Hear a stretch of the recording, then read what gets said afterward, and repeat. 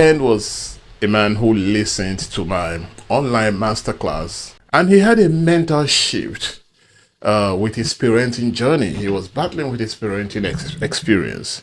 It was on a Father's Day. It was on a Father's Day, just like today is Father's Day. What a coincidence. Yes, he had that positive mental shift that affected him positively and helped to revamp his family and restored joy in his home. He called his wife Kate and their four children to an intentional positivity meeting. That's what he called it, because I was talking about engaging positive activities. So he called them to that meeting to address their parenting challenges. And he allowed everybody to vent. And he, as the father, set a deliberate action plan that they must begin each day with a family ritual of gratitude, a family ritual of gratitude, you see.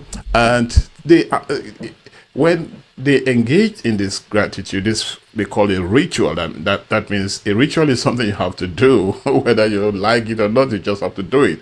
After a while, it becomes routinized. So when they did this, they allowed their hearts to begin to overflow with thankfulness instead of bickering. I want you to write that statement down because it's important. They allow their hearts to overflow with thankfulness instead of bickering, instead of backbiting, instead of the tension in the atmosphere. In other words, what happened? The atmosphere changed from hostility to warmth and appreciation in that home.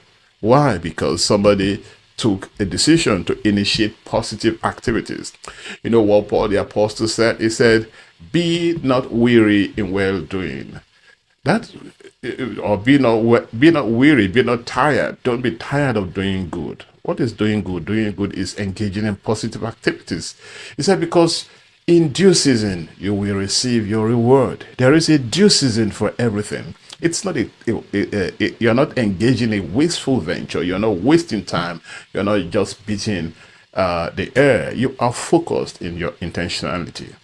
So even Ben continued his story. He said even his teenage children who were beginning to demonstrate teenage dramas in the house, he initiated a strategy of creativity and exploration for them at their different age levels, and that kept them engaged, full of activity and focus. Instead of rambling and engaging in meaningless, fortuitous activities, they became much more focused, much more meaningful in their perspectives. You see, and that was because he listened to a broadcast and allowed a sentence from that broadcast to penetrate into his mind. The Bible says good understanding gives favor. What understanding are you receiving from this challenge? Today is the fifth day. Are you ready to allow some of the nuggets we have shared to penetrate the core of your being?